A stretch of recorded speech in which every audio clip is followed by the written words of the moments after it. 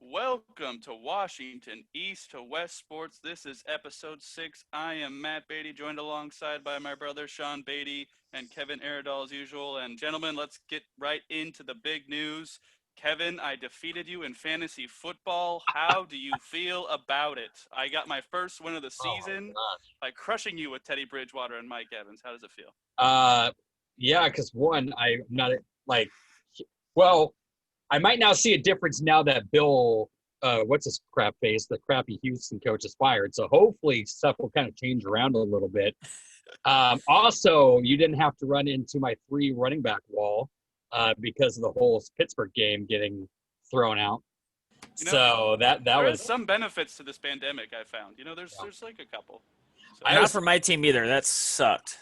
And I kind of knew too with like what once Parker went out, Devontae Parker went out for the Dolphins, and then I was like, oh my god, I'm like, he's gonna have like 1 point. I'm like, ah. But then he came back, but he still didn't really. He got yarded. Believe in the Seahawks defense Yeah, I guess so. to make All your right. receivers do very well. Well, we don't have any Mariners coverage anymore. The Astros are up 2-0. Let's not talk about that. Let's talk about the Seahawks game on Sunday. It was 31-23 Seattle. Just a couple stat lines. Russ was 24 of 34, 360 yards passing, 2 touchdowns, 1 pick. Chris Carson, 16 carries, 80 yards, 2 touchdowns. Leading receiver was DK Metcalf with 4 catches, 106 yards. And he leads the NFL in receiving yards, by the way, I believe. Chris Carson did have a fumble, and the leader in tackles was Bobby Wagner with 12, 10 solo. Kevin, I'm going to throw it to you first. Let's go with what you thought of the offense and who kind of stood out to you. All right. Pretty much this game was it was nice to see. Yeah, honestly, a lot of people were kind of freaking out about this game during it, and I wasn't, and we'll kind of go into that later, just because Russell does Russell things. Even though Russell didn't have a crazy day like what he did previously with like 4 or 5 touchdowns, he still had a good game because the running game is eventually going to get touchdowns. Like you're going to get you're going to get on the 1 or 2, and then it just makes more sense to punch it in with Chris Carson. And Chris Carson had a really good day, and that's who I'm going to start with. It was Chris Carson. Not only has he shown at the beginning of the season that he's made himself pretty much into an every down back because of his catching ability and having 3 catching touchdowns. But I mean, he averaged 5 yards a carry. I think he had 88 yards, something like that on 16 carries. 80 yards, 16 carries, yeah. Yeah, so it's roughly about 5 yards a carry. So I'm happy with that. Looked good pretty much every phase, and this is also coming off a week where we thought he was done for the season. Then they're like, oh, he's playing, and it's not as serious as we thought, thank God. And Tristan Hill's a piece of crap. I'm just gonna put that out there. But honestly, the 2 rushing touchdowns were nice, and there's going to be games like that where Russ is not going to have as many touchdowns because they get to the 1, and it just makes more sense to punch it in, especially with what stood out to me besides them is the O-line. The O-line had another pretty solid day. Like they weren't world breakers, but overall they kind of kept Russell upright for the most part. And Pochik actually, from what I saw, had a pretty solid day, in my opinion, looking at the tape. I don't know what his stats and where he's ranked and all that, but just based off what I saw off tape, I liked what I saw. So it's kind of good to see that he's, because I was kind of worried about that going into this season, of everybody just was randomly surprised, like, Pochik's your starter, and you're like, oh, what? But I mean that's his natural position from college, so I'm glad that they went back to that, and he's kind of kicking butt at it. So those were my 2 main standouts, were just the offense line in general with Pochik and Chris Carson, just being a stud. So Yeah, I mean, like you said, that Gator roll was, pretty bad, and they said 1 to 2 weeks, so it was really surprising when you saw him get in the game. But I think Sean will probably mention this, but DJ Dallas and Travis Homer, I thought they looked pretty decent when they got on the field. And then I'm just going to throw some Dolphins stats out there for everybody. Ryan Fitzpatrick, 29 of 45, 315, 2 picks. Myles Gaskin, UW Husky, gross, 10 rushes, 40 yards. He was not their leading rusher. That was Ryan Fitzpatrick with 6 carries for 47 yards and a touchdown. and Devontae Parker was their leading receiver with 10 catches for 110 yards. Sean, I'll give you back the offense. Tell me what you thought and who stood out to you. Russell played pretty well. His line should have been a little better. There was the receivers had some dropsies, which was kind of par for the course for DK, but not par for the course for Tyler, so that was a little scary. But they still pulled it out. Kevin already touched on it, the O-line. I have a theory behind the O-line, which we'll get to later when we actually delve into the game, but why they're playing a little better. But, yeah, I really like DJ. He played very well. And the play calling's still good, so Russ is still doing his thing. I don't really, at least on offense, other than the drops, there's not too much to really pick on this team for. They looked pretty good. I mean, Russell made a mistake, but like he's playing at such an insane level, he was going to regress a little bit. You can't literally be perfect for 16 games. It's just not possible. So it's fine. And if you're going to make a mistake, make it in a blowout sort of win against Miami. So it's okay. He does lead the league with 16 touchdown passes, and I do want to say that DJ Dallas and Travis Homer, both University of Miami products, so I'm sure they kind of wanted to show out for their hometown fans there. But let's move into the defense. Just a couple things to say about them. Like I mentioned, Bobby Wagner had 12 tackles. KJ Wright had 8 tackles. 2 should have been picks. Trey Flowers had 7 tackles. Ryan Neal had 6 tackles, 2 passes defended, and a pick. And Shaquille Griffin also had an interception late in the game. Sean, I'll throw it to you. What did you think of the defense's performance against the Dolphins and Ryan Fitzmagic? It was it was a little better. The Dolphins don't have a ton of talent, so of course they should have looked a little better than the other offenses we played so far. They still have lack of pressure. It's still not great. Ryan Fitzpatrick tends to hold on the ball anyways, and they were able to get some pressure just because Ryan holds it for so long.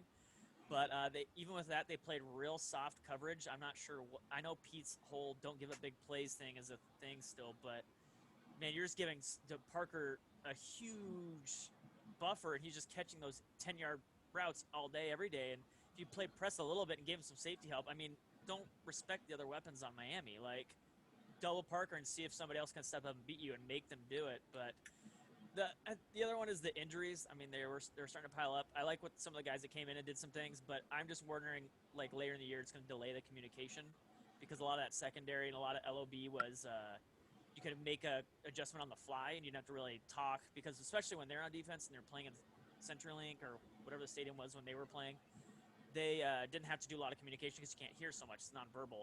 This secondary crew doesn't really have that, and with Adams being out, now with Blair being out, and some people nicked up and Dunbar not playing, they're not getting that right now. This is the time of the year that we should be getting that and ironing out the kinks, and they're really not, so I'm hoping that doesn't bite them in the butt. But I love their linebackers. KJ, Bobby playing great. Cody is not playing great, but he just got in there. I'm hoping to see he plays a little better. With that said, there was a rumor today, I don't know if you guys saw that Kendricks is back in town. I do not want to sign Kendricks. I want to let Cody keep playing, and if he struggles, play BBK. I already know Kendricks is bad, and he's old, and he's going to cost more money. I don't want that. I want the young kids to play first, and if they are bad, then you can run the tires on somebody else. But a third linebacker on a guy who's going to probably not be a starter when Brooks comes back anyways is not someone you need to go out and spend some money on for a linebacker. Like, run more nickel or do something else. Like, because, again, Kevin's other guy, Ugo, is a freaking beast. So don't need to force a linebacker out there. Play Ugo.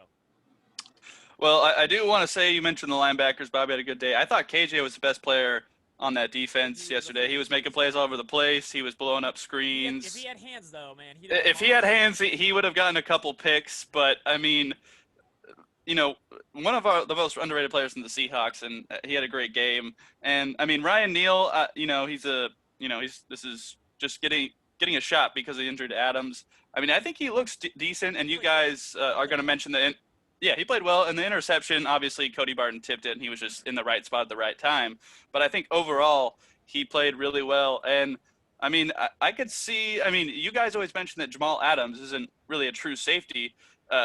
Do you think that they could, like, keep Ryan Neal on the roster and move Adams around a little bit? Because I kind of like that idea of keeping safety up there and then just playing Adams wherever it sees fit. I wouldn't say Adams isn't a true safety. They're not playing him as a true safety. because he has to rush the passer so much. He's basically like Bruce Irvin at this point. Jamal Adams can play basically anywhere, which makes him so valuable. I think the defense is not letting him use his versatility as much because they have to use him in a certain way. But Neal, I think he deserves more playing time. I think Kevin would agree. Like when a guy's playing well, let him keep playing. Maybe you found something. That's how you found Richard Sherman after all. Your other two corners got hurt, and then you had to play A.J. Green the next week, and then Sherman came in and dominated and then never went to the bench again. So let him keep playing, see what he does. Kevin, what did you think of the defense? Who stood out to you? Yeah, like we'll kind of go based off where he left off with Ryan Neal. That was there, and we'll kind of get into some plays later on. Some of it was not all him, as they were and he also had a little bit of goof up on one of his miraculous plays. But I kind of like what I see so far from him. His ability to recognize coverages.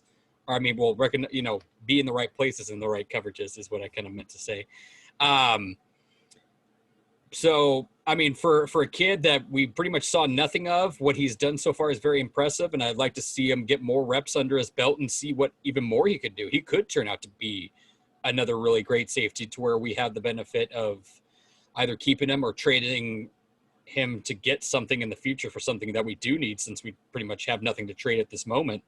For people that want to go and trade to get other pieces on this defense, like we don't have anything to trade, literally. Like what are we going to trade? Like a smile. Bill O'Brien's gone. We can't rob the Houston Texans anymore. Exactly. Like Bill O'Brien can't give us more stuff. All we can offer is autographed signed photos of DK with his shirt off. That's all we can offer. So that might get that could get a player. The Eagles might want something for that. Yeah, can we offer that to Adam Gase actually? Because he'll take a lot of things actually. So. Oh no, God. We already traded with the Jets once. They got 2 first-round picks from us. I don't know about that one. We can get them back for autographed. There we go, merch. We'll just get them back right from the Jets. KJ, we'll go into that. One thing I wanted to mention too is that KJ can like sniff a screen out from a. Oh yeah. He just snuffed out those screens. That like pretty much every screenplay that they tried, like KJ was like right then and there, just on it. Like it was super impressive. Like he doesn't have that sideline to sideline speed, because he's older. I mean, he's what, 30, 31? 31, I think. Yeah. So he's only 31. I know. It's not the same, as what he was back in like 2013, but still, like he's still overall a very good linebacker, and having that duo is nice, like with Bobby. Another one that kind of stood out to me, and which is kind of obvious with this pick, is Shaq. Like, oh yeah, forgot to mention him. All season last year, I think he didn't have a pick at all, or maybe he had one. I think he had one pick and then he's already has 2 this season. Not that picks are everything, but his coverage has been solid. He earned his pick. We'll put it that way. Yeah, he did. Yeah. Yes. And we'll go into that footage later on and kind of break that down. But overall, I thought his coverage was solid. He had a really good play where he was just perfect timing, and I can't remember who it was, but he swatted the ball like instant. I think it was on Parker. Or it was on their secondary guy. Instantly, just went in front of him and just swatted that thing down. And I was just like, holy crap, Shaq. I'm like, the timing was just perfect. He had his arm around him, but he didn't maneuver him at all, and to where they could call PI on it. And it was just I was very impressed with what I saw from Shaq. It was on Preston Williams. It was on Preston. Yeah. I remember the play. It was over the middle. Yeah, it was great. It was a very, very good play. So just to kind of wrap it up with that, those 3 I thought very much stood out to me. And my boy Alton Robbins had a nice play or two. Hopefully, Robinson, excuse me. Hopefully they'll bring him more in. Cough, cough. Don't even know his name. How can he be your boy? Let Alton Robinson play. Yeah, I agree. Seriously. All right, well, I'm going to share my screen here, and let's show this Ryan Neal interception here. So I'm going to go full screen with this. So, gentlemen, if you want to annotate, feel free. I'm going to let it play a little bit. Oh, my internet connection's unstable. That's good. So plays developing here. We got the coach's film. And then, as you can see, you want me to slow it down here for you fellas? Yeah, just slow it down. So I believe Ben plays Sameo going. here at the bottom gets his hand on Ryan Fitzpatrick's arm first. Also, look at his eyes too. His eyes are already on it. Oh yeah. Is that him right there? Here, hold on. Let me put it annotate. Is this him right here? Is that Neil? No, I believe. I think this is Flowers. I- This is Flowers. No, I think you're right. That is Neil. Yeah, That is and then Neil. this is Diggs in the back. Yeah, that is Neil. Literally looking at Fitz right now. And this is Yeah. Benson getting his hand on the ball as we speak. He actually tips it God, first. that was. Oh. There we go. There it is. He actually tips it first, and it comes out like a duck. And Cody Barton here actually is the one who will tip it second. Yeah, and then. Yep. Yes. And just up in the air and And Ryan Matthew, you Neal, wanna- right place, right Do you want to time. pause it, Matthew? This is so I'm compiling during the year. Was going through last year's too. Is whenever it's someone online or someone like that, when they're saying like I had a great year, I had so and so many picks. This is why you can't just look at interceptions as this guy played well, he did a good thing. This is what I could call I could do that play. I could stand where Neil is and make this interception. I cannot do Cody Barton's part and I cannot do Benson Mayo's part, but I could stand there and no one touch me and catch a football as it's like 2 miles an hour. I can do that. Now I'll immediately go down and get touched because I don't want to get hit by anybody, but I could do that part. So like while Neil gets credit for being in the right place at the right time, again, he had very little to do with the actual interception that took place. So giving him all the credit for it, I online was very adamant about giving it to Benson Mayoa and Cody Barton for actually causing it because you're taught, especially on defense, get it up in the air because there's more defenders usually back there. Mm-hmm. And so he got it up in the air and then Neil made the play. See, and then there it is, KJ talking to Cody Barton there. We'll get this other if Mayoa did touch it here. Let's see. So Mayo's coming around on that right side, as you guys can see. And it looks like he hits his arm. Yeah, he does. And see, it comes out all wobbly, and then Cody Barton actually is the one that tips it because it wasn't going to get completed anyways after Benson hit it. And then Cody, knows he was taught to do it, tip it up. And then, Neil, right place, right time. What I will give him props for is, like I already mentioned, his eyes. Like, you can tell just by his eyes that he knows that ball's coming that way. Yeah. And also him going up to get it, too. Because a lot of guys would just sit and wait for him. Yep. And that way, like, some other player doesn't come in front of him and try to snap. The fact that he goes up and gets it, like, he's just like, that's mine. Good heads-up play by a kid who hasn't really played a whole lot much in the NFL. Like, that part I will give it to him was very impressive. But this is mainly all Cody Barton and Mayoa. And, like, literally he could have caught it with his butt cheeks. Like, it's that just – That'd be impressive. I'd want to see that. I will say that. Yeah, that would be. But – honestly, overall, though, it's still a good play. It was nice to see. I'm glad that because with this defense, that's what you're going to need when you're giving up right so there, many. Matthew. When you're giving this is the play. Yards, yeah, you need to get turnovers. Because if you're, or else they're just going to dump on you. Like, yeah. So this was nice to see. So I want to talk about this play in the fact that a lot of people online were saying don't run with Homer. It's the worst thing ever. So Matthew, you just want to go real slow with this one. Okay. Just super duper slow. Just watch it develop. So the issue here is so whenever Homer comes in, they always seem to want to run it to the outside. Now I think that's a combo of Homer and he likes to go outside. But see right here. So stop it. Mm. So at this point, this play, they're already all behind the line of scrimmage. This is not a failure on Homer's part. Where is Homer supposed to go with this? They didn't block this play. He should go right here. But there's a guy. Like. This guy's coming off this block, anyways. And there's another guy right here. There's two guys right here. Disley. I think this is Disley right here. Yeah, but there's this guy's going to come in here. So again, he literally has no hole. So when everyone's like, "Oh man, Homer screwed this up," you got homeboy over here doing nothing. Let's just straight up. They did not block this play well at all. I'm not saying Homer was amazing in this, but when someone looks at this play and man, Homer. That's the problem with a lot of the running back did a great job on this play. Todd Gurley's MVP. There's no where is he supposed to go? There's Todd Gurley's MVP or this and this. They're giving too much credit for the running back on each individual play when in reality most running plays are made by the O-line. That play was boned from the start because no one blocked that play correctly. And Homer does have a tendency to bounce things to the outside too much, but on this play, it was supposed to go to the outside and he had nothing to work with. That's honestly a lot. He did this twice, and twice they blew this play up. I think fans are just 12th man is just way too accommodated to beast mode and what he did for yards after contact and just not having much of an O-line for blocking. They're just spoiled, so to speak.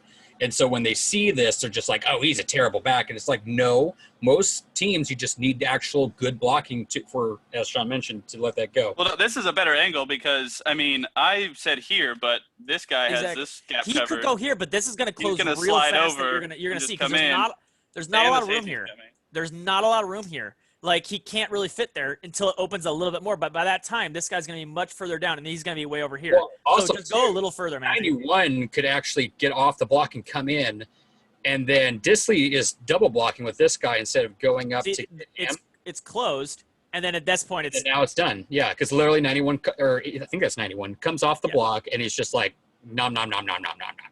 Now, he could have made that cut initially, but it closed really fast. That would have been like the running back with the best vision of football makes that. But if he makes that play, he maybe gets 1 yard instead of losing a yard. It's not a huge, like, he's not going to break that play. That play's never going to be broken for a lot of yards because it just wasn't blocked well. Like, so whenever it happens again later in the game too, and I'm not saying all of Homer's plays are because of the O-line, but 2 of the big plays that Homer had that were negative plays were because of the O-line. You are right. I mean, the O-line does play a big part there, but I mean, there is something to be said about hitting the hole and making sure you get into the second level, making tackles miss. But I understand what you're saying. Yes. That's a long story. Actually, that was sort of disproved at the Big Data Bowl, which is like a big analytics people that all the NFL talked about this year, which is basically like if it's blocked properly, the model that somebody came up with can predict how many yards it'll go for, no matter who the running back is, basically. So, like, the blocking is by far the most important part of a running play. It does not matter. Well, really absolutely. I think fans forget that. Any fan with football knowledge will understand that. Sean, this is the play that you selected as well with Ugo. So walk us through this a little bit. Okay, so Ugo's at the top up here. I'm going to highlight him, and you can let it go a little bit. And this is actually linked back to Kevin a couple weeks ago, and he's talking about DK against Gilmore and New England. The guy gives it away here that the ball's gonna come to him. Yep. And Ugo's gonna see that and make a great play on it. So Ugo's gonna turn around. Let me move this so you can see Fitzy throwing it. Okay. It's okay. So Ugo's got good vision, so he loses him now. He's looking at the wide receiver. The wide receiver's looking back, and he's going to start getting set up to catch the ball. So now Ugo knows it's here, and then he swats it away. He uses his body position, great. Uses the wide receiver's eyes to see that the ball is coming, and then swats it away without even a semblance of PI. So this is a great Ugo play, but it also is a great showing Kevin what Kevin said a couple weeks ago, a great DK play, and the fact that DK waits so long to show his hand till it's already here, and then the corner can't get his hands up fast enough. Was that Preston Williams? Yes, Okay. I believe so. Or was that the Ford guy? Because they're third. I think it was Preston Williams. Okay. But honestly, I was more worried about Ugo on the play. And that's why it's so crazy that I don't know how many years Preston Williams has been in the league, but to show that they've already transitioned those type of things. Now, like I said, DK, as we all saw from last week and a little bit of this week, still has some growing pains, and he still has some couple things to learn. But there is some what I would call like third year, fourth year, fifth year receiver stuff that he's already like kind of got into practice, so to speak, and he's kind of slowly learning. But that's a great also like just for a nickel corner who wasn't really playing much. That was a great play, just one-on-one. A guy beats you in the back. It's a back shoulder throw, which is super hard for a corner to guard one-on-one, and Ugo did it just perfect. No semblance of PI, no extra contact. It was perfect. Now I wouldn't say quite yet. Although I think it was Brian Baldinger who said that DK is TO with speed. I wouldn't say he's that yet. That could be his ceiling. If he is TO with speed, that's nuts. People are still talking about what he could be versus what I think he currently is. If he becomes TO, but who's faster, I'll fucking take that. Oh, yeah. Well, yeah. Like TO's a first ballot Hall of Famer, absolutely. So, but he is not there yet. Like, I don't know if they just took his thing out of context, but like, if he is saying that, I will disagree with Baldinger. He's not there yet. Like they're just looking at his measurables. He can grow into it. Yeah. Like I get it too, because he is big. He's a big jack dude. Like, and he's fast as shit. He's got a lot of he even said online himself, which I give props to DK. He was like, it's like Tyler's the most underrated receiver in the game. Yeah. And I fully agree with that. Like, I'm glad he recognizes that too, and he's giving his boy props. And then they both came out and didn't have their best games, but it's okay. Yeah. So, gentlemen, I want to highlight this play because you mentioned Ryan Neal and that easy interception, the play that all three of us could make. But I wanted to highlight this play because I rewatched the first half today, and this is a big play. So this is Ryan Neal. Let me get my annotate ready. Ryan Neal is right here, and this is about to be turning into a screen pass for Myles Gaskin. So, I mean, look how far away he is, and he sees the play develop. I really like how he has his eyes in the backfield following where the play's going, and then he just finally makes a play on the ball as soon as he realizes what's happening. So, he doesn't hesitate. He breaks right to the ball. He sees the blockers coming out, and he just makes a straight beeline for Myles Gaskin, and he just immediately blows his play up, and he hits him right at the perfect time to not get the interference call, which is also great timing by Ryan Neal. I mean, and he used his shoulder too. He used his shoulder, didn't use his head. So just another example of how good Ryan Neal was in this game. I think he's showing that he deserves a shot at more playing time once Adams is able to play, because that sort of thing is, a film study. A guy just needs to be paying attention to what the team is running and recognize it and immediately close. And KJ does this later in the game, but for a safety who was on the practice squad, I thought that was just an excellent play, excellent read by him to get up there, break up that screen. And, Myles Gaskin probably wasn't going to go too far with it anyway, but at least he was there to break up that screen. So that was really nice by Ryan Neal there. I will say Ryan Fitzpatrick kind of laid his boy out there for just hung him out to dry. I think Neal thought the ball was going to get there a little faster, but if going back on it, I bet you he would say he wished he had his head up a little bit more, because he picks that ball off and it's pick six if he's paying attention, because he beats the ball. He basically beats the ball there. However, if it's a better throw by Fitzpatrick, which I think he thought it was going to be, he did the right thing and just take the hit. Mm-hmm. But Ryan just threw a little lob shot and it just hung up there forever. Kind of looking at that play, who was the corner back in 20? I think it was 2014. It was 21. It was and who? What? In 2014, the idiot corner that we had that called himself Predator. Oh, Winston Guy. Yeah, it kind of reminds me of what Winston Guy should have been. Yeah, like that gives you kind of some some credibility, because it's just of the hair. Like, he actually has a lot of similar looks, but actually just plays better than Winston Guy. But yeah, no, it was overall impressive, and like Sean said, it could have been a pick six. But I mean, that's just nitpicking. Like that was a good play. Matthew was right. Yeah, and he brought the boom. So, and this is one of KJ's almost picks on the day. I just wanted to highlight his reading in the zone defense. I know we don't like how they sometimes sit back in zone and just give up those dinks and dunks all the time. In goal line, it's perfect. Frustrating. Yeah. But in goal line, like you mentioned, it is perfect. And KJ is just reading this play the whole way.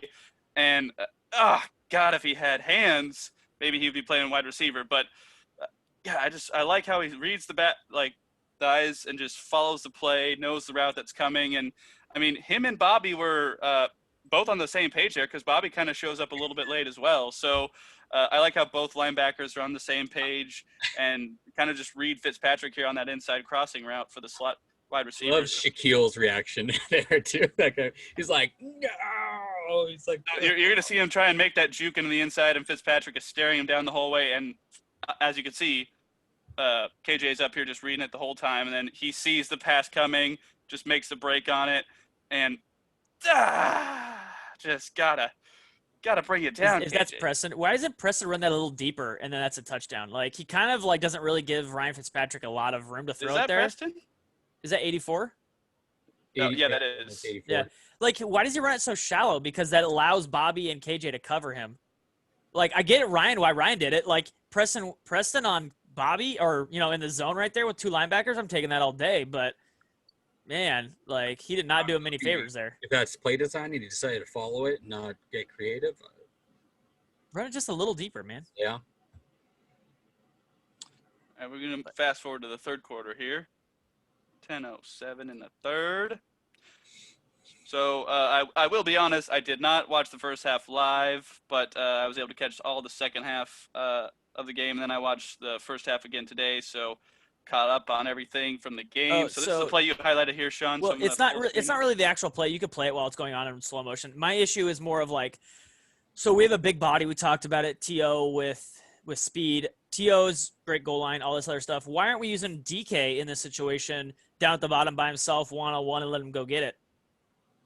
You mean do what we did with Jimmy Graham for Yeah, like just 2 years? put him at the bottom. I was actually thinking the same thing. Like I tweeted out during the game, I'm like, this is TK zone. Like he's so much bigger than everybody else, and he's got vertical. This should be prime. Like, Is that David Moore at the bottom? yeah, but No, why? that's DJ Dallas. That's Oh, DJ Dallas. yeah, that's true. Yeah, he's got but game. like I again, think you got Freddie Swain up here. if DK is this big absolute monster, use the monster, man. Like, give him a shot. Have they ever done it for him? Like, let him go 1-on-1 with the corner at the bottom. Like, everybody move out. It's what they did with Gronk and all these other guys. Like, let him just work 1-on-1 with somebody. They're liking, for some reason, because of what he did like in Atlanta last year, they're liking these little seam cross routes that he's doing. Because sometimes, like, if they don't bite on it, he does get open. The Atlanta game where he dropped 2 touchdowns. Yeah.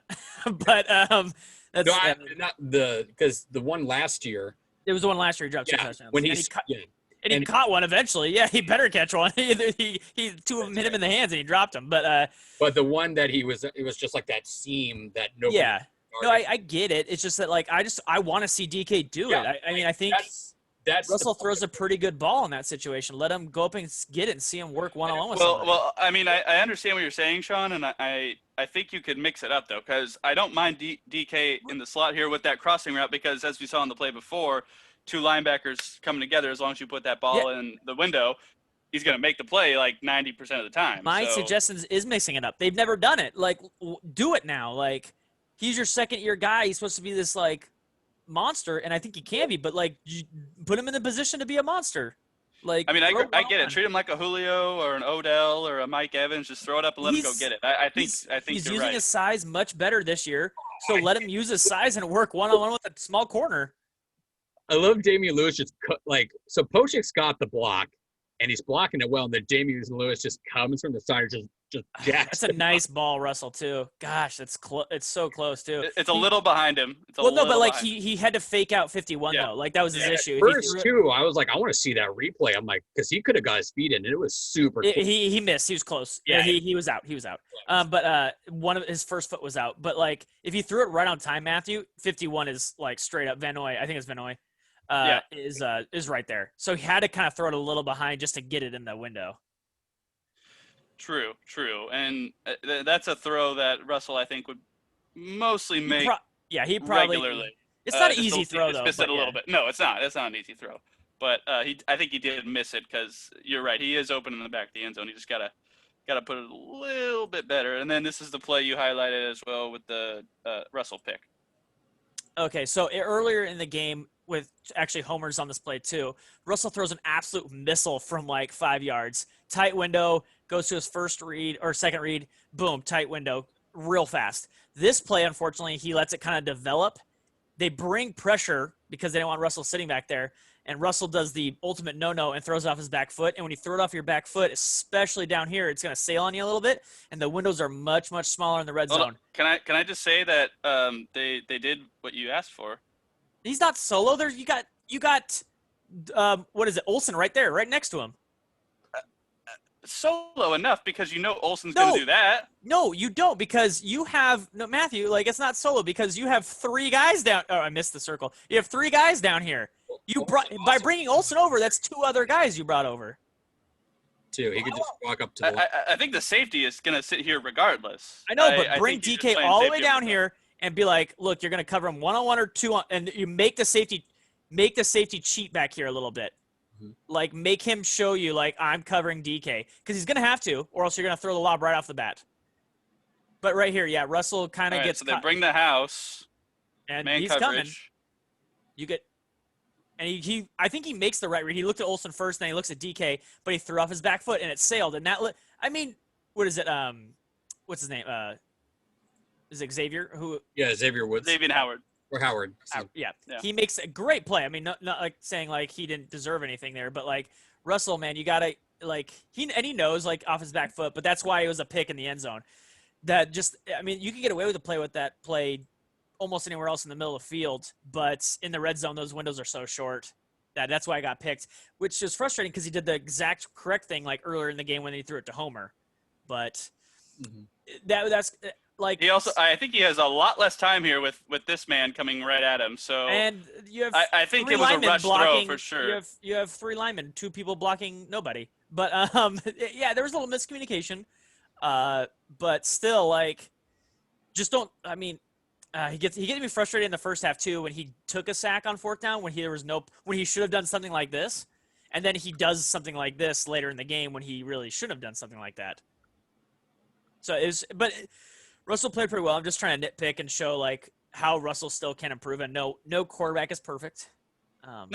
No quarterback is perfect. That is very much true. Except for Russell. Well, I'm just kidding. I mean, I guess if you're talking perfect, Patrick Mahomes still has no picks, and so does Aaron Rodgers. So those two guys are perfect Patrick so far. Mahomes had 2 picks dropped on Monday night, so let's just be fair. Sometimes dropping a pick's your best friend. And he played against a Cam Newton-less Patriots team, so I think that helped quite a bit Cam too. Newton doesn't play defense, but that's okay. Well, I mean, he helps on the offense because Brian Hoyer is not good. I want to see that game now. Like, Yeah. Because honestly, sorry to sidetrack for everybody, but like Patrick Mahomes didn't look great against them. Like, and I mean, well, that's Bill Belichick. Yeah, but versus like Russell, who just like pooped all over him. Well, there's a difference thing. Like everyone, like you said, Kevin, week 1, each weekend is completely different. Bill Belichick, that's the one thing he does. He's like, I'm worried about Patrick Mahomes. But the issue is like the worst team in football is going to beat 2 teams this year. And the best team in football is going to lose to 2 teams this year. But that's why the whole saying is any given Sunday. They probably play that game 90 more times. The Patriots probably kick the crap out of them like 80 of the times. I think if Cam plays there's a good chance that the Patriots win that game. Absolutely. If that game goes the same way, yes. But it probably won't. There's 80% chance it will not go the same way. Oh, yeah. I know. And so that's what I'm saying. Like, yeah, in that situation, if that was the exact same game, then yeah, Cam might make a difference. But if they play that game 10 more times, the Kansas City probably wins 9 of those games anyways because they were very fortunate to keep that offense down as long as they did. It will not happen that way usually. That's just how it goes. Like the Bengals won 3 games last year. Like, I mean, come on. They weren't better than 3 teams last year. So, like, it just happens. You know, that's football. All right. Well, tell us any plays you thought you wanted to highlight for this game and let us know what you thought of the Seahawks against the Dolphins. I just want to go over the rest of the NFC West while we have some time. So, wait, can I talk about one thing real quick? Yeah, go ahead. So I was gonna mention the O-line and why. So everyone's been talking about how they've been playing much better. I'm not sure I would agree they are playing much better. I will say like Posick and Apati have been great compared to the other years. Lewis has been pretty good. I have watched some film or most of the film, and they haven't looked as good as people are saying. And what I would say to that is they've been much less predictable than in the past. And I think that unpredictableness has helped the O-line. Like in the past, they've always been so predictable on 1st and 2nd down with runs in certain situations. And this year they are not. So a team cannot sit there and be like, look, it's 1st down. They're going to run this ball. And that's just giving a little bit of pressure off of the O-line because I don't think they're much better than last year. I just think that keeping the defense off their game a little bit is helping this O-line. If you give Russell just a half more second, you see the difference. Yep. And I think that's been the biggest issue. It's not maybe they're playing better. It's just that the scheme is helping the O-line out a little bit more than it has in the past. Yep.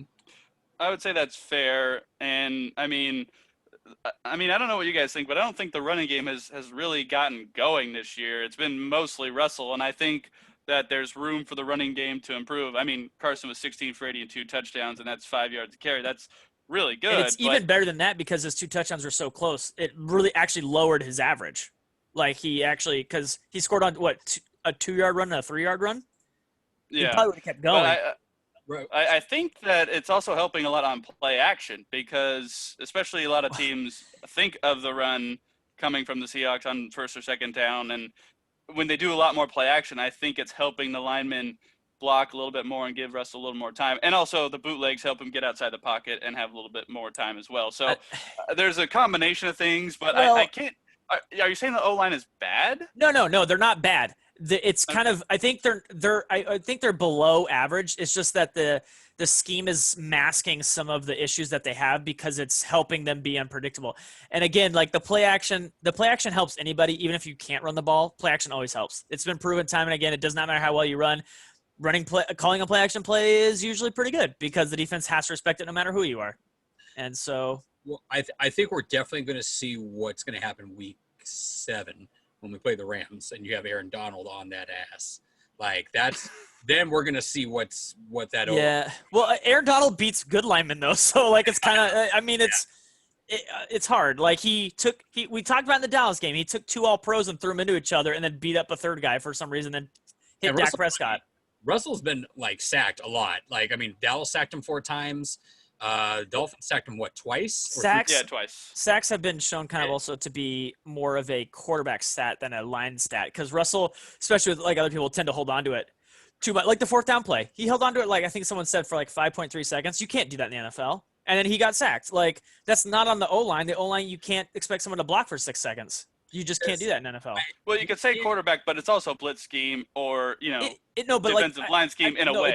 It's more like quarterback versus O-line. I mean, obviously the defense is separate. They're just saying like to put blame on the offense. There's going to be somewhere you have to categorize with each. Yeah, but they're saying it's much closer to like a quarterback stat than it is an O-line stat. It's just hard for me to put like QB pressures and like hurry ups under him, just because with what Russell can do, like hurrying Russell up when he's like bootlegging out and then just makes a play downfield. Yeah, it's kind of hard to say that they pressured him, like so to speak, like when he does really good under pressure because he's just fucking amazing. Yeah, because Russell extends plays and it will actually be bad because it counts as a pressure. That's kind of why I look at sacks as a whole, because that's kind of for just Russell's instance. I get it, but like again, like they're not all on the. It's not a great way to measure. They're not all on the O-line. Yeah. Yeah. Well, like the perfect example is the quarterback before Russell. The one that actually sustained more than like a year was Matt Hasselbeck, who was famous for like spinning, and he would spin into a guy as like they're blocking downfield. They're like, okay, Walter Jones I'm gonna throw you way past the line, and Matt Hasselbeck's spinning into the guy, and he's like, why are you here? Mr. Tavares Jackson, who thought he had like 12 seconds in the pocket every damn play. Yeah. Like he literally would just sit. He's like, I can sit in the pocket all day. Ah! Like he's gone. Yeah. But yeah, like so. Is that what he actually did? Oh. Ah! Then he tore his pec, but like. Yeah. And then he died. I know. Sorry. I know. Wow. Sorry, disrespectful. I know. My bad. I had to go through my head. I was like, it's 2020. Did he really pass? Like, holy crap. Yeah. That's true. It's kind of crazy to think that too. Like, that's so sad that he did pass. Anywho, sorry, we're getting off traffic. But let's take this time to take a quick break with a word from our sponsors. And welcome back to Washington East to West Sports episode 6. So let's get some NFC West roundup here. So I think a couple of surprising results. I'll see what you guys think. But first one I'll highlight was the Panthers and Teddy Two Gloves coming away with a win at home, 31-21 over the Cardinals. The Rams, I don't know what you guys thought. They looked okay in my book, but they were able to beat the Giants 17-9. And then in the Sunday night game, probably the biggest surprise of them all, the Philadelphia Eagles earned their first win. I guess the 49ers were pretty banged up, so maybe it's not that surprising. But they're super banged up. They won 25-20 over the 49ers, and now the 49ers and the Cardinals are 2-2, and the Rams are 3-1. So, guys, what do you think of the NFC West this week? I'll throw it to Sean first. Oh, gosh, I was going to throw it to Kevin. But, the Arizona's still young. I mean, that's kind of their situation still. They, as people like fell in love with the Hopkins and shiny Kyler Murray, they're still kind of void of talent around them. And Kenyon Drake has not looked good at all. He's on my fantasy team, so I understand. Yeah, he's been terrible. I will say the Rams actually grade out pretty well. Their EPA per play on offense and defense put them as a very good team. So right up there with like Kansas City. Yeah, and actually better than Seattle because Seattle's defense kind of drags that average down. But they're doing what they have to do to win games. They were one PI away from being 4-0 as well. So they're not to be taken lightly at this point. And the 49ers, like I said, they're better than the Eagles, but teams find a way to beat other teams on a Sunday. The 49ers, the way they play with running the ball and playing defense, is always kind of conducive to close games. And sometimes if you don't catch a break or a bounce, you're going to lose a game to a team you shouldn't. Why we are letting Russ cook this year, aka. So, with the way they play, there are gonna be some nail biters and teams they should beat, they lose to. So, even with their injuries, I think they were a better team. But you let the Eagles hang around, and Wentz gets enough cracks at doing something good. He did something good finally. Well, I mean, when you have to bring in C.J. Beathard after Nick Mullins throws a couple picks, I think that's – I don't know about rock bottom for the Niners, but they are probably getting pretty close there with the amount of injuries that they have. They're starting to get healthy, though, today. So, like, their wide receivers are healthy now. Kittle's back. Like, they're getting better. I mean, I kind of wish that they would not get better by the time we play them, but, like – I mean, I'd rather them not. I mean, I don't want people to get hurt, but I mean, if you tell me we could play the 49ers without Jimmy Garoppolo and their receivers and no Kittle, I'll take that all day. I will too. It's just at the same time, I like the bragging rights of them having everything they have, just because 49er fans, they're just going to throw excuses out there all day long. I don't care. Just win the division. Go make a Super Bowl run. I don't care. Well, they didn't have Jimmy G, so you guys got free. Versus like when they do have Jimmy G, and then like Russell just still throws like down their throats, like. But like I said, the Giants. Yeah, I would rather also just put another ring on Russell's finger, and that's the easier route to do it. So I'll take it. Overall, so yeah, for the Eagles, it's about time Carson Wentz like found his stuff, which even then he didn't really have that great. No, not really. So good enough. Yeah. Yeah, versus a really banged up 49ers team. The Rams actually kind of surprised me. I thought they were going to outscore like the Giants by a ton, and they kind of struggled, and they just kind of pulled it out at the last second because literally Daniel Jones was going down the field on him with his wheels. Pretty with his wheels. And then he's like, I'm not going to use my wheels, and then threw a pick and just Well, I think he used his wheels to run away from Aaron Donald was probably the plan. That's probably what's happening most of the game. Yeah.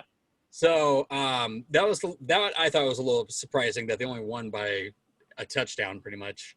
I thought it was going to be like just a blowout, to be honest. And the fact for Giants fans, I'm so sorry too. Like the last 2 weeks, like especially against that banged up Niners defense, you haven't scored an actual touchdown. Like Odell Beckham has more touchdowns than the Giants do. Yeah, it's like I don't know what's going on. They're just so bad on offense. Like they're just they're just terrible everywhere. Yeah, but New York as a whole in football is just oh man, it's got to be depressing over there.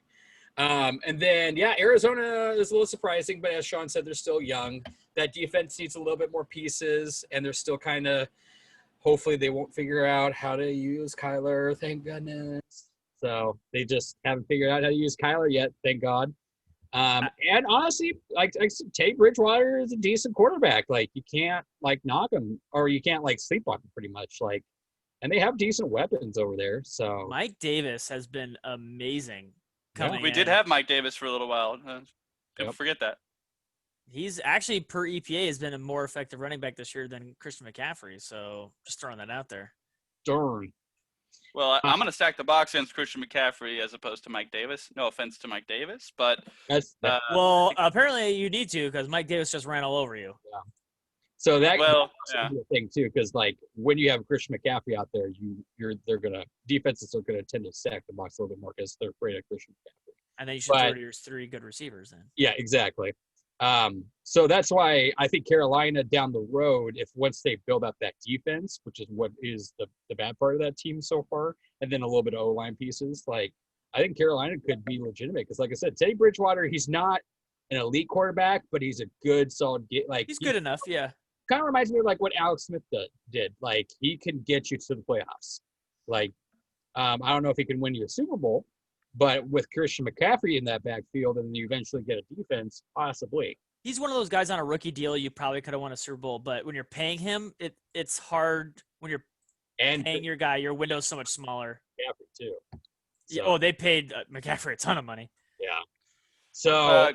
They just got to really hit in the draft for the next 2 years, and we'll kind of see what they can do in that division that's just super wonky. Like, Yeah, a couple results I wanted to point out real quick. Like you guys mentioned, the Browns just absolutely destroyed the Cowboys for the most part. The Cowboys had another big comeback like they tried to do against the Seahawks and came up short once again. But, I mean, the Browns have had a soft schedule, so 3-1 is a little bit deceiving. But the Cowboys and that NFC East is just an absolute dumpster fire. It would be nice to be in that division so you don't have anything to worry about, really. And you're always in it. You're always in it, even if you're 0-4 and the Giants, you still have a Most chance. of their wins have come against each other, so like, Yeah. someone has to win. And the Bucks did not look good in the first game, but man, do they look good right now, I think. They were able to beat the Chargers. And also, you got to at least throw some props to Justin Herbert for coming in after that weird Tyrod Taylor incident. And he's played really well for the Chargers, and they're 1-3. But I mean, They lost their running back too. Eckhart got hurt too. Yeah, early in the game. The Chargers have some injuries, but Herbert looks good. But watch out for the Bucks in the NFC South, because Brady, he's 42, but man, does he still look good. So got to hand it to him. Any results that pop out to you guys at all? Well, I mean Brady. I mean, when you have those weapons, you should be pretty good. I'm just gonna throw that out there. And plus, also, they have a really good defense, too. Like, their run defense, I think, is number 2 or 3 overall, I think. So their defense as a whole is pretty solid.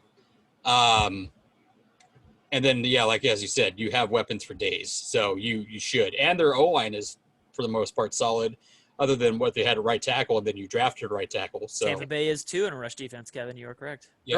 They're 4 in total pass defense, so they're 2 overall. Like I said, overall, like that front 7 and even their secondary too, like is pretty darn good. But I've always liked Todd Bowles, like as a coordinator. Like he just knows how to draft well, and he can put it together. He did it down in Arizona for that little bit, and then went to the Jets. And I mean, the Jets are the Jets, but yeah, they ruin everything. Yeah, exactly. So I like Todd Bowles as a defensive coordinator, and he's kind of showing what he can do down there. And he's. I'm interested to see when they play the Saints again. Like, that should be a real good game. Yeah. It was super sloppy because it was week 1, no preseason. But I think the next time those two teams play, it should be a really good game. And I think they play Indy too. I think. Oh, that'd be good. Because Indy's the number 1 defense right now. They are. Yep. So if they go against Indy, that will be an interesting test to see. Congrats to Joe Burrows for getting his first win. That would be the only other thing. Joe At the Burrow. expense of Gardner Minshew, but that's okay. Yeah. That's okay. But, Gardner, I mean, it sucks for Gardner because, like, they're basically being like, this is your year to show us. And if he doesn't win, then they're going to draft a quarterback, I would imagine. Yeah, like, but, that's I mean, the like, unfortunate thing for the him. team is so bad. I mean, like, they're just not. They're tanking. No, I mean, I don't think that's Gardner Minshew's fault, though. Like, that's the No, thing. they're not. Like, It's not. they Absolutely. have pieces, but they're not.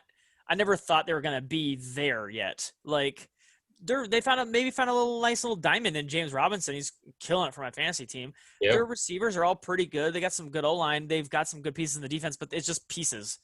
They're not complete. They need a bunch more on the defensive side.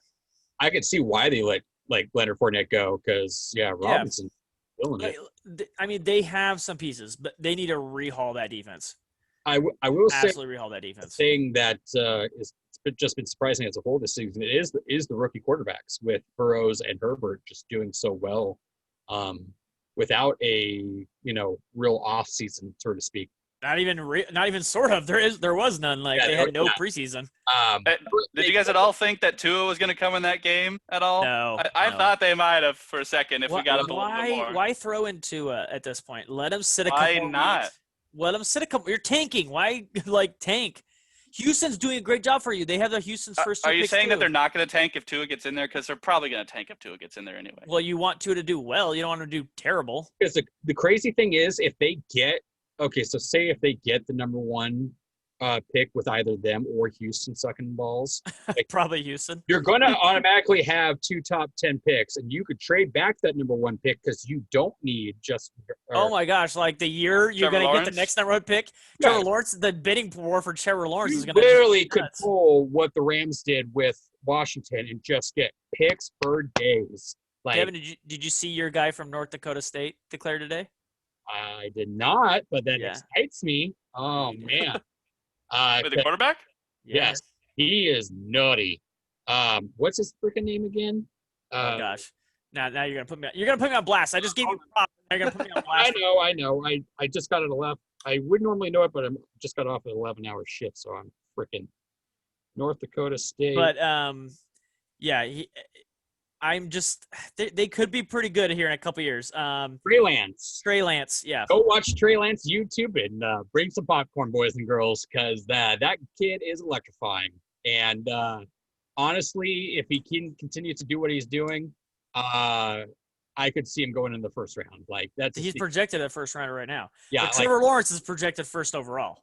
Yeah, I don't know where. Like, I have a feeling probably some people are gonna put him kind of like where like Jordan Love went, like in the 20s. But honestly, I think he could probably go if you really need a quarterback, and there's going to be teams that are going to. It depends on the whole. Every year, there's a team that needs a quarterback. It depends on the whole COVID thing. If like there's a combine and all that stuff, Yeah, no combine, I think will hurt him, and I think he'll be a Lamar Jackson situation. If he actually can get in there, he'll rise. If he but can get in there. That might be a positive thing too, because then you could have a team that's shifting off a quarterback to go get like go get him Seahawks. No, just kidding. No, don't the Saints or the Pats. Like, oh God.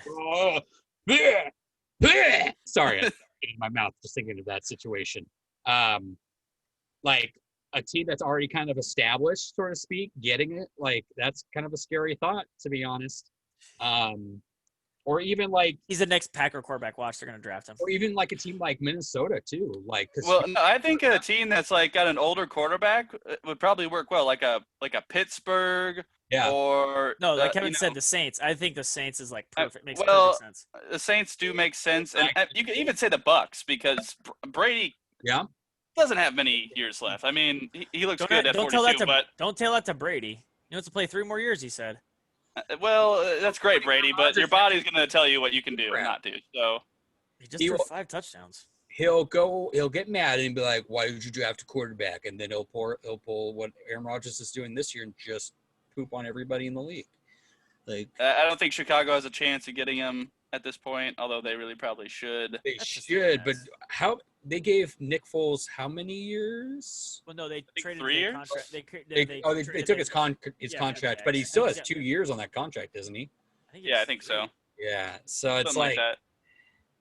I honestly, you should, because we saw all what Nick Foles did last week, we'll see if he can turn it around against the Bucs, which is going to be hard to do against that really good defense. So take the Bucs, everybody. If you weren't, you should already take the Bucs, but for a Thursday night, yeah. And even Indianapolis, like Phillip Rivers, who knows how many years he's got left. You could just let him sit for a little while. Like that'd be a nutty transition. Go from Phillip Rivers to Trey Lance, and then you have those weapons in there with that defense. Like you're just setting them up for success. Like, and you have a good running game with Knack and the kid from Wisconsin that they drafted. That's running in there now. Taylor? Yeah. Yep. All right. Well, gentlemen, let's take a look at next week. We have the Minnesota Vikings coming to Seattle on Sunday Night Football. Just kind of a recent history for this matchup. The Seahawks have won the last 6 meetings, including the playoffs. Last year, they played again on Sunday Night Football, and the Seahawks won that one at home. They didn't play in the playoffs last year. I said including the playoffs. Oh, okay. Last 6. Last year was on that Sunday Night Football game later in the week. I think it was like week 14 or something, and the Seahawks won 37-30. 2018, the Seahawks hosted the Vikings and won 21-7. And then the most recent playoff meeting was at the University of Minnesota Stadium, that really cold game that we all remember. Doug Baldwin made that crazy catch for that Russell Wilson. All right, the Blair Walsh game. And then we decided to sign him because we thought it was a good idea. So let's talk about the Vikings. They are 1-3 right now and tied for last in the NFC North, but they did just come off a win against the Texans. Kevin, I'm going to start with you. What do you see in this Viking team, and how worried are you about the Seahawks against this team? This is a team that's kind of starting to mold together a little bit, at least offensively. Dalvin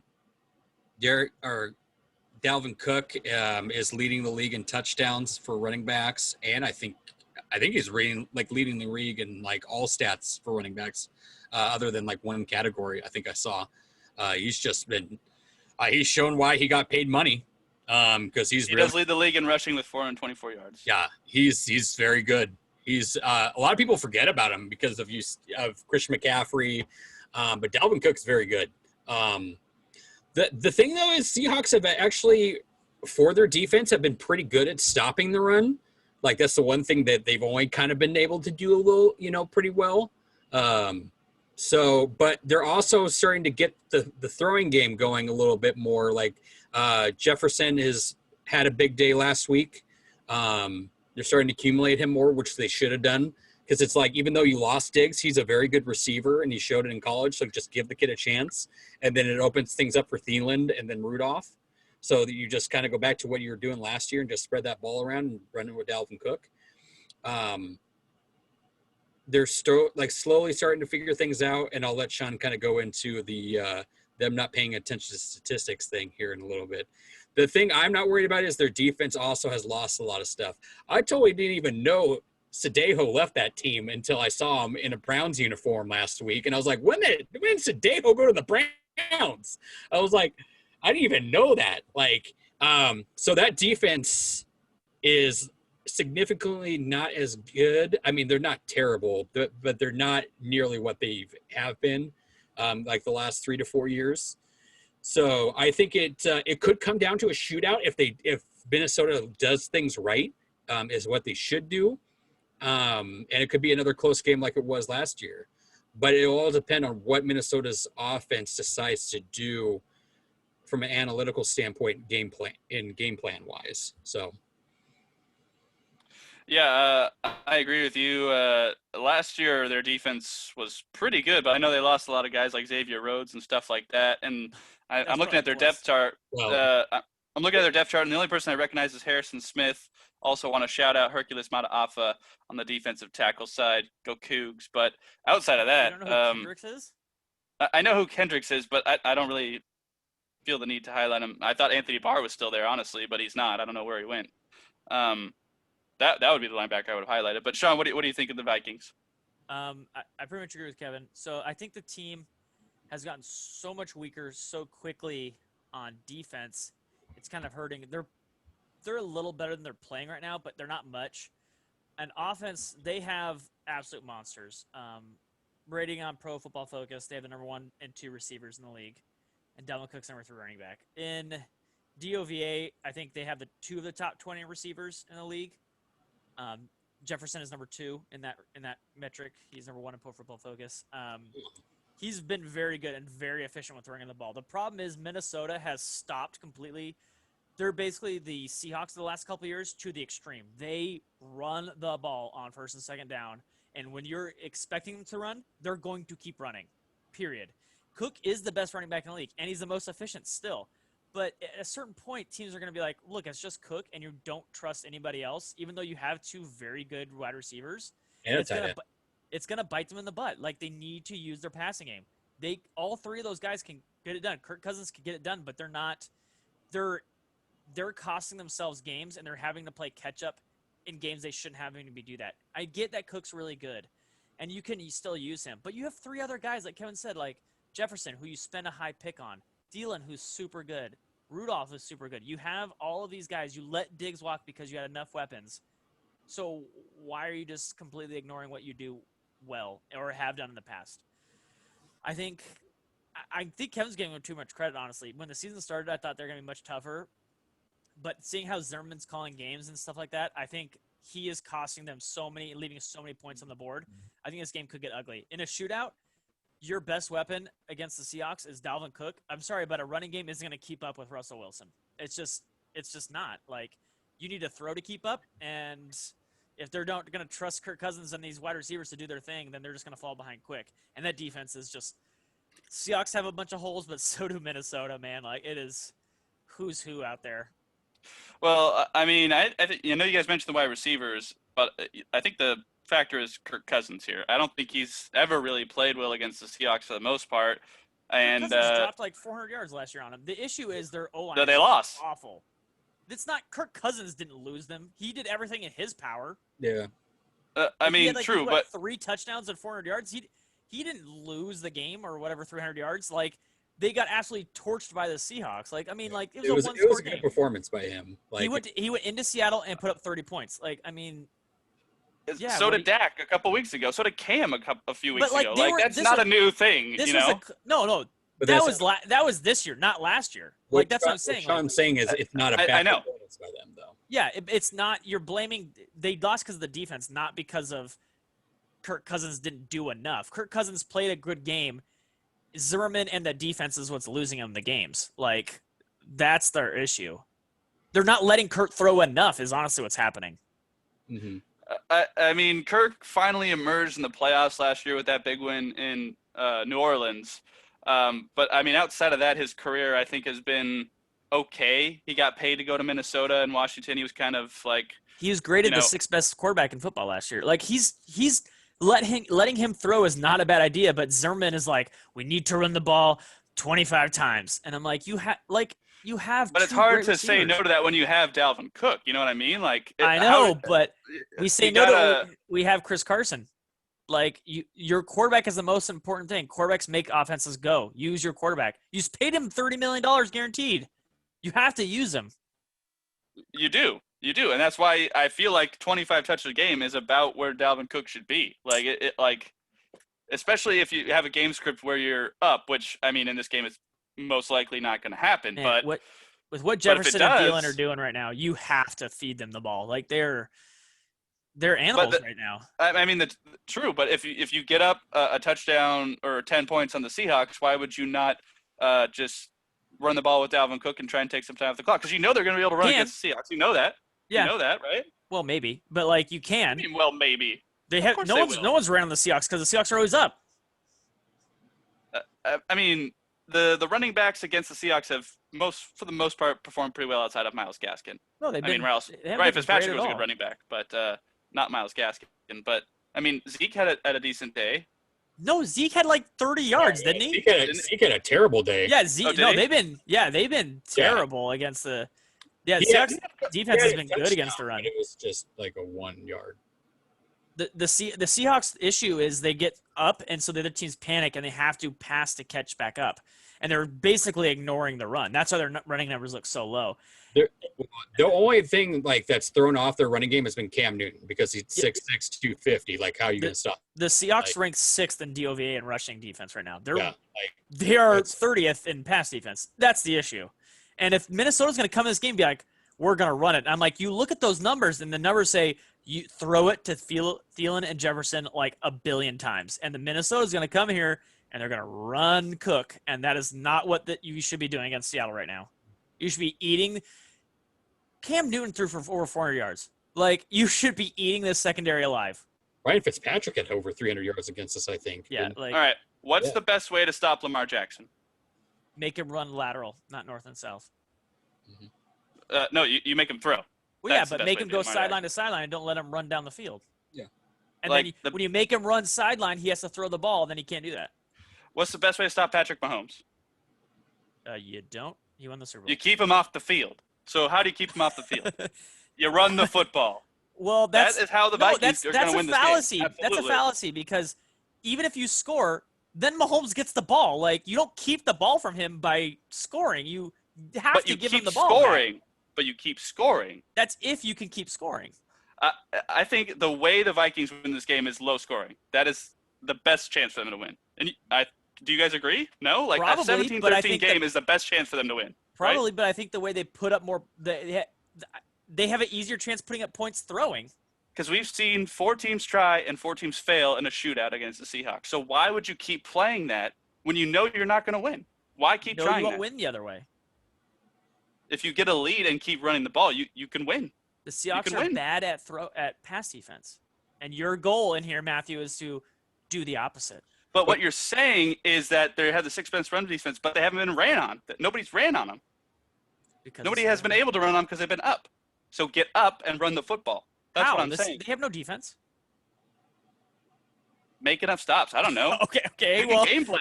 now that's like now stop Russell Wilson's your game plan. I'm like, okay, good luck. I'm also going to throw a point in here, too. We also almost lost 2 games on the last possession because both quarterbacks threw the football in Dak and Cam Newton. We barely won with Cam Newton not getting into the end zone on the last play of the game, and then with Dak Prescott pulling a magic out, just barely keeping himself up, and then throwing a quick ball out that got intercepted. Like those easily could be 2 losses right there. Like the game only game we comfortably won was Atlanta. Like, Yeah. honestly, like I was going to talk about this earlier, but the Miami Dolphins had 4 fourth down plays, 4th and 5 or less, and all kick field goals on all of them. If they convert 2 of those into points, they're on like the 20-yard line on half of these. If that's just touchdowns, they win the game. Yeah. The game's over. And so, to a degree, I get why Brian Flores kind of did that, because you know what you have in Ryan Fitzpatrick, and you don't have. But the historical numbers on a 4th and 3 are pretty easy. You should be able to convert that most of the time. How about the other 4th and 3 on the 21-yard line? Honestly, those should be plays too where you could bring in Tua and have testing out, because they're not going to have tape on him. He can be mobile and can do play action to get you those plays. Seahawks MVP was Flores kicking field goals 4 times inside the Seahawks 30. Like, play conservative because he knows what he has in his offense. But that's what I'm saying, Matt. Like, throwing is the way to beat Seahawks defense. Like, not running this ball. I'm telling you, if Dalvin Cook has over 100 yards, the Vikings win. That's just saying, like, that's the same thing as saying, like, Todd Gurley, when he gets 25 touches, the Rams are like 25-1. Yeah, because you run more when you have the lead. Like, if you're down, you're not going to give Todd Gurley. If that worked every time, you just start the game and run Todd Gurley 25 times and win the game, guaranteed. Well, my question to Matt is, okay, say we get to the Super Bowl and we play Mahomes. Like, is that the game plan you want for Mahomes? Is to Oh no, we just need to outscore them. Absolutely. God, that's because that would be the same mentality then. Because then you would say feed Edwards-Helaire 25 times, have them run the ball, and keep it out of Patrick Mahomes' hands. But I think you're making the comparison to Mahomes to Cousins here. That's the problem. But what Sean's trying to say is Cousins is not as bad as what most people think. Like, Cousins can still throw the ball, and you, like as Sean already mentioned, statistically you have 2 of the best receivers in the game. So you should utilize those tools to have a balance. You should have. I'm not saying go crazy and throw the ball 90% of the time. I'm not saying throw as much as the Seahawks, but you have weapons on both sides. So you should do what the Seahawks do and have like 60% passing with 40% running and have a balanced attack, because the throwing game is going to open up stuff for Dalvin Cook to have more yards, just like the throwing game has opened things up for Chris Carson and the running backs. You don't even need to go 60 like the Seahawks do. Just more. They're sitting at like 40%. Like, get it closer to 50-50 or like 55. Like, give him some throws. Like, because they find themselves down so quickly that you're like, what are you doing? I personally would, just because of what you have in those weapons. Like, they have really, really good weapons, and like their coach is just like, oh, we only have Dalvin Cook over here, and it's like most teams would kill for your receiving core. They didn't do anything in that first. They ran it a ton in the first half against the Titans. Got down by 1 billion because that's not how you keep up with them. Then they were like, hey, let's throw this guy, Jefferson guy we drafted in the first round, and he went for like 180 yards in the second half. Like, they're like, oh, he's pretty good, and we should keep throwing to him. And then they won the game the next game where they started throwing at the beginning. I'm like, wow, yeah, these guys are pretty good. Throw it to them. And honestly, we keep forgetting about Kyle Rudolph too. Like, Kyle Rudolph was pretty much the reason why they were in it last year. Like, Kyle Rudolph just had like 3 man catches where he's just like, I'm a man, I'm gonna get this ball. Just like he's a man. He's 40. He's almost 40. Exactly. Well, like Kirk Cousins like threw a duck on 2 of those plays, and like Rudolph's just like, I'm gonna save you because I'm a man, and like literally just uses his body to outdo the cornerback and just gets the ball. Like, well, okay. Here's what I am saying here.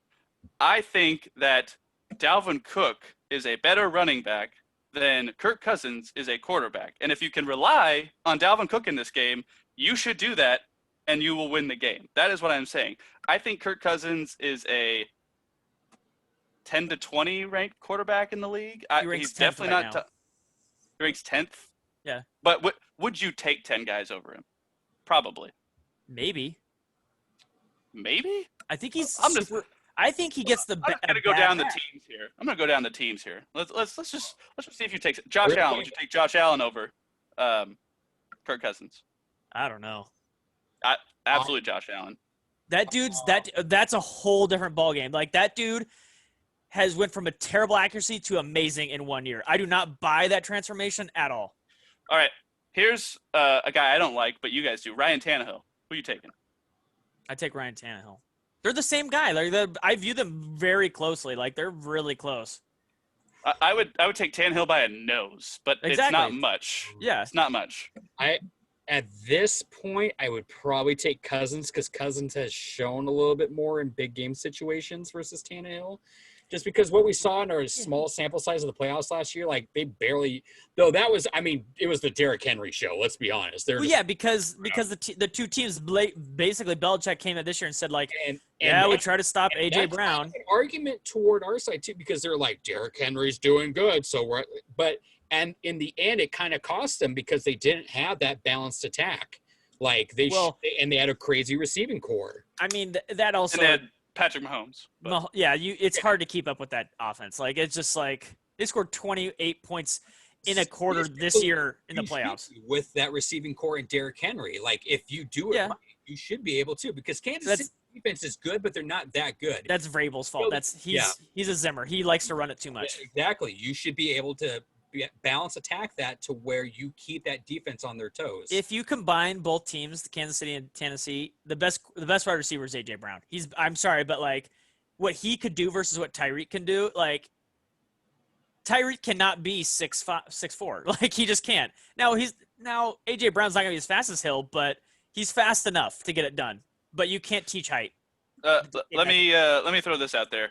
Would you rather have Jared Goff or Kirk Cousins? Oh, Kirk Cousins. It's not a good question. I would take Cousins. I don't think it's as decisive as you would say. It's not a question. Jared Goff is successful because of what Sean McVay does. Yeah, Sean McVay is Jared Goff. You saw what Jared Goff was without Sean McVay, and that dude is quickly going to lose his job in the NFL. And then Sean McVay kind of saved that. Yep. All right, well, let's make some predictions. Is it my turn to go first? Is it my turn to go first this week? Okay. So I don't think that Dalvin Cook is going to get to 100 yards, but I think that's how the Vikings win. I do think the Seahawks will win this game. I think it's going to be close, but I think Seahawks win by a little more than the touchdown. I'm going to go 40-32. I don't know how they get to 32, but I'm going to go 40-32. Sean. Oh, man. I'm gonna go. 40 points. Their defense. The Seahawks have never scored less than 30 this year. Yeah. So. I mean, 40 is a fair. I'm leaning at 38. I feel like I go 38 every week, but I'm leaning 38. It's a really safe number. No, I'll go 34 because I think they'll be up early and they won't pile on as much. I know it's only 4 points different. Who cares? But 34. Oh man. 34-20. 2 touchdowns. 14 points. Yeah. You do not like the Vikings. Their defense is atrocious. They're gonna be down so early. I think they're just not gonna be able to catch up. Like it's just what's gonna be. Kevin, what you got? I think they're gonna throw it a little bit more than what a lot of people are surprised now. If they do, I would change my pick. But yeah, I don't think they will. It's hard to say because honestly, other than the Falcons game, they've been close calls just because like there's garbage time at the end, like what we had with Fitz. Trying to find that magic number. I'm gonna say I'm gonna say 36 for the Hawks. I'm gonna say 36-27. I'm gonna say it's a 9-point spread. Okay, that's fair. We're all kind of over a touchdown, so we think it's we can relax a little more in this game. So that'll be nice, hopefully. It's Russell prime time too. Yeah. Just gonna go down the rest of the NFC West schedule while we have a chance here. Arizona goes and takes on Adam Gase and the New York Jets, so that should most likely be a win. The Los Angeles Rams will travel to Washington to take on the nameless football team there. And then the 49ers are hosting the Miami Dolphins. The rest of the NFC West plays absolute trash. Like that is horrible. Well, hold on. To be fair, we get to play that trash down the road. So I know, but like right now, I'm like, we already okay, did play Miami, so we'll get a little buffer, and then I'm looking at all their games. I'm like, oh my gosh, these are all just horrible, horrible.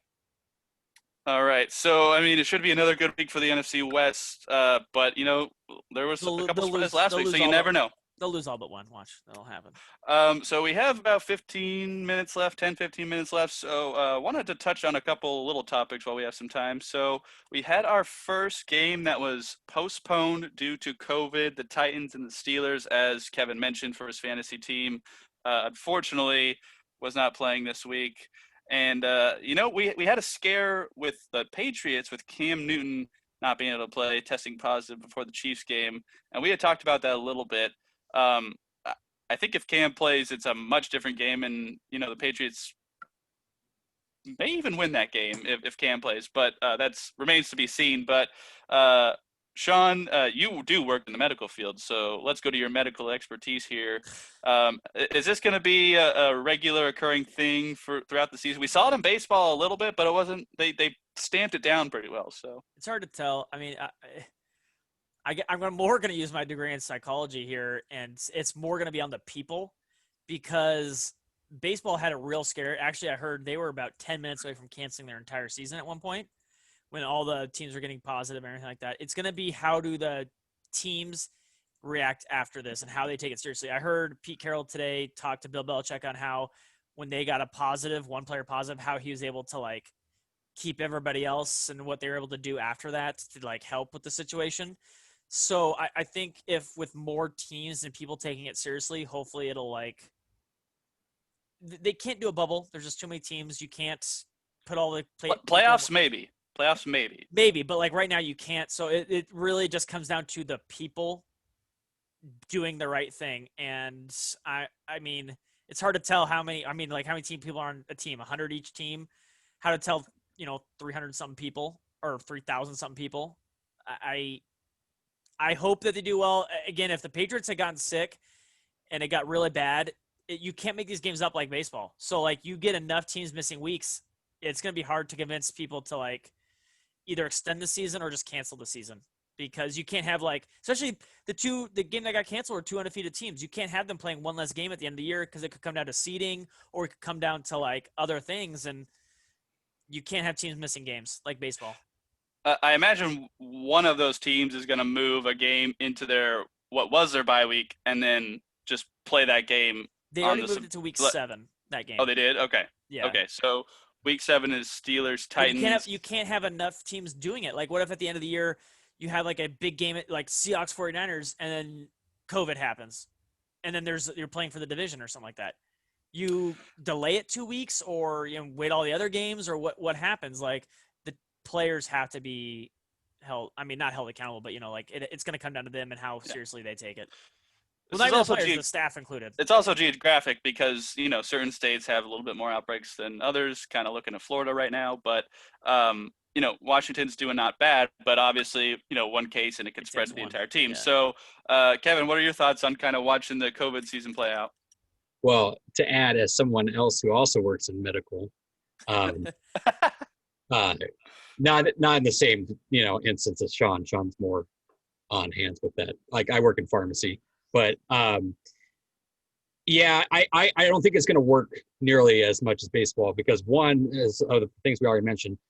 Bye weeks also are different for every team. So being able to find a week where they can match up, and also two, at the same time, you can't just fit it in on a day because one, it's a way more physical game than what baseball is. So you're going to have more injuries occur too. So like say if you play Sunday and then have a makeup game on Tuesday or Wednesday, you're on 3 days of rest. Like you can't do that, like at all, especially for like O-line and D-linemen. There's going to be injuries galore, and they're going to be exhausted. You're also going to have people that are getting. The players hate the Thursday night game, the 4-day minimum right now. Oh yeah, they can't do less than that. Like, so they just need to, unless they like. The only thing I could think of is if they push the playoffs back. That would be the only thing, and have like 3 weeks of makeup games. Like you're getting into like March though. Like I know. Well, I mean, you say that, but I mean the NBA season just ended usually ends hockey in June. season just ended The too. hockey season just ended. It At usually the ends same in June. time, you wouldn't have a complaint from fans because then you have more football. Well, you'd have the same football just pushed Yeah, I back. know. Yeah, But you have- spread out longer. Yeah. Yeah. more continuous weeks because you're gonna, even though you're not going to see every team those weeks, you're going to still see football that you can watch. That would be the only thing that you could really do, and that's what they kind of need to consider. Also, at the same time, too, it's not the position players, like kind of like what we saw with Cam Newton this week. It affects the outcomes of those games so much more than what it does in baseball. Like, even though, yes, like you can't, like when you lose like a Juan Mike Soto? Trout. Oh, Juan Soto, Juan who Soto, tested positive the day before. Yeah, that was a big my loss for first Washington. fantasy pick of the year that went super There well. are degrees to that line, but there's so much more of that in football, like with the quarterback position, O lineman, D lineman, like they're just so more important key roles. Like Kevin, like what if Russell got COVID the first 2 weeks? Like what would happen to the Seahawks? Shut your mouth. Like I'm just saying, like I'm knocking on wood right now. Find But some like, wood, yeah. Yeah, like You hear that? Shut your mouth. Juan God, Soto's like Jesus, like that. top 3 player in the league right now, and Washington didn't lose games because of him. But if Russell went down, oh my God. Oh God.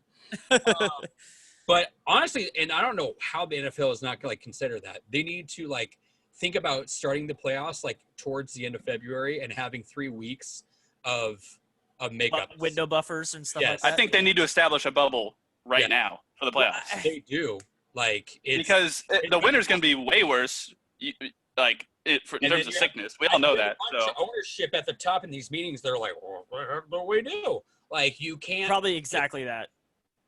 literally, what the heck do we do? Yeah. Yeah, like seriously, you cannot play on Wednesdays or Tuesdays after you've just played on Sunday. Yeah. Like there's going to be so many freaking injuries, ACLs, like people just being dehydrated too, of going to the hospital, of just being dehydration. Like is a big thing, especially in those big boys. Like that's a serious thing that they need to look out for.